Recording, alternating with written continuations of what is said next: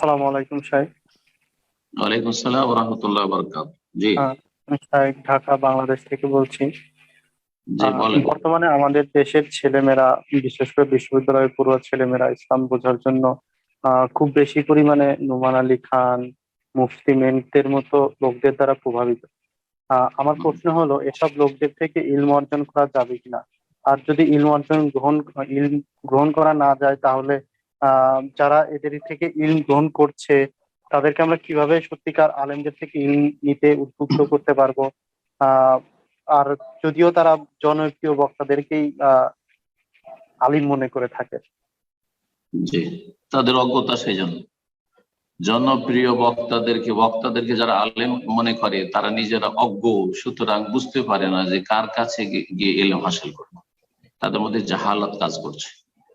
জ্ঞানী মানুষ যারা, তারা অথেন্টিক সূত্র থেকে, তারা বিশ্বস্ত সূত্র থেকে দিন নেওয়ার চেষ্টা করে। ইন্না হাযা দীনুন, হাসান বসরি রহমতুল্লাহ আলাইহি বলেছেন যে এটি হচ্ছে দিনের বিষয়, ধর্মীয় বিষয়। ফানজুরু আম্মান তাখুযুনা দীনাকুম, একটু চিন্তা করে দেখো, ভেবে দেখো যে কার কাছ থেকে দিন শিখো। আমি দিন শিখি ইমাম ইবনে তাইমিয়া রাহিমাহুল্লাহ থেকে, দিন শিখি ইমাম ইবনুল কাইয়্যিম থেকে রাহিমাহুল্লাহ, দিন শিখি বিংশ শতাব্দীর শেখ ইবনে বাজ রাহিমাহুল্লাহ থেকে, দিন শিখি শেখ ইবনে উসাইমিন থেকে রাহিমাহুল্লাহ জামিআন, দিন শিখি শেখ আলবানী থেকে, দিন শিখি শেখ সালেহ ফৌজান থেকে। এরকম যারা আরো, আমি যদি বাংলার বাইরে যাই শিখার জন্য, তো আরব আলেমদের কাছ থেকে দিন শিখি। আর বাংলার বাইরে থেকে বাঙালি জনগণ আরবি বুঝে না আর ইংলিশ বক্তার কাছ থেকে দিন শিখবে, এগুলি তাদের অজ্ঞতা।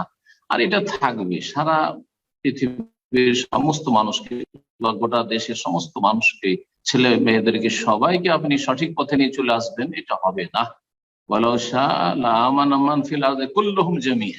আল্লাহ যদি এরকম চাইতেন জবরদস্তি সারা পৃথিবীর সবাইকে এক পথের পথিক বানিয়ে দিতেন, এটা হবে না। কিন্তু তা হবে না।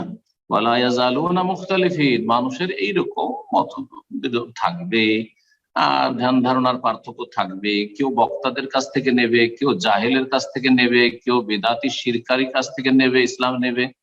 কেউ চরমপন্থী থাকবে, কেউ ঢিলাপন্থী থাকবে, কেউ মধ্যমপন্থী হবে, কেউ ওই ঢিলা পন্থাকে মধ্যম পন্থা বলবে। সব থাকবে থাকবে এর মাঝে, এই ফিতনার মাঝে আপনাকে দিনকে আঁকড়ে ধরে থাকতে হবে।